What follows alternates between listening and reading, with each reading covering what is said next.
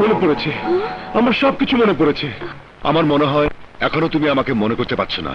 না, আমার মনে পড়েছে, তুমি নাগরাজ আর অবিনা। তাহলে তুমি তোমার বাড়ি ফিরে যাও, আমি মহলে যাচ্ছি। জানি না আমার মা বেঁচে আছে কিনা।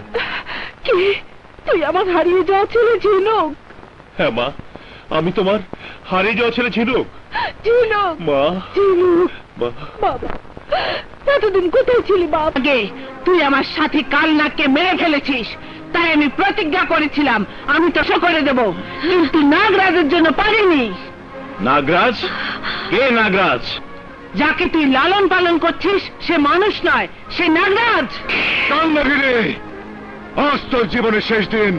আজ আমার বিষে তোর মৃত্যু হবে। আর নাগরাজের বিষে যন্ত্রণা কত কঠিন তুই তা বুঝতে পারবি। নাগরাজ, কাল নাগিনের মৃত্যু এত সহজ নয়। আজ আমার হাতে তোর মৃত্যু হবে। বেশ, আজই প্রমাণ হয়ে যাবে তোর বিষের শক্তি বেশি না আমার।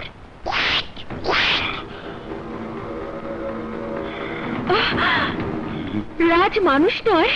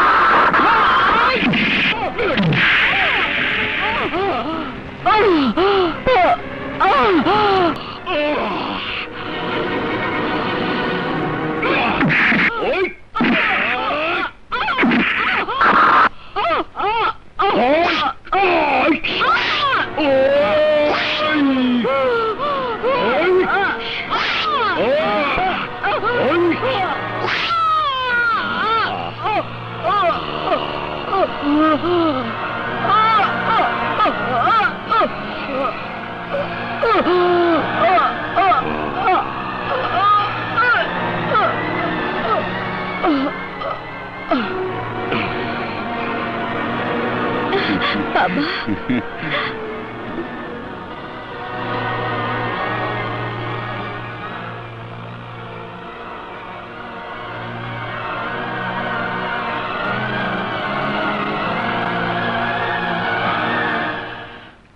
রাজ, তুমি নাগরাজ? হ্যাঁ চাচা, এখন কথা বলার সময় নেই, আমাকে বিদায় দিন। আজ অমাবস্যা রাতের মধ্যে আমার নাগিনকে সাপুরের মন্ত্রবন্দী থেকে মুক্ত করতে হবে, মুক্ত করতে হবে।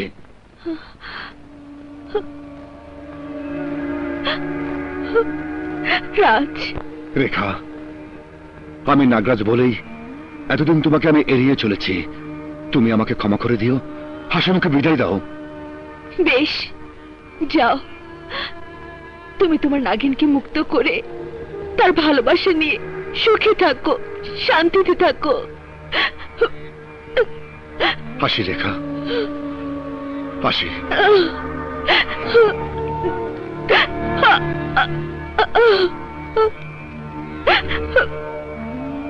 রেখা,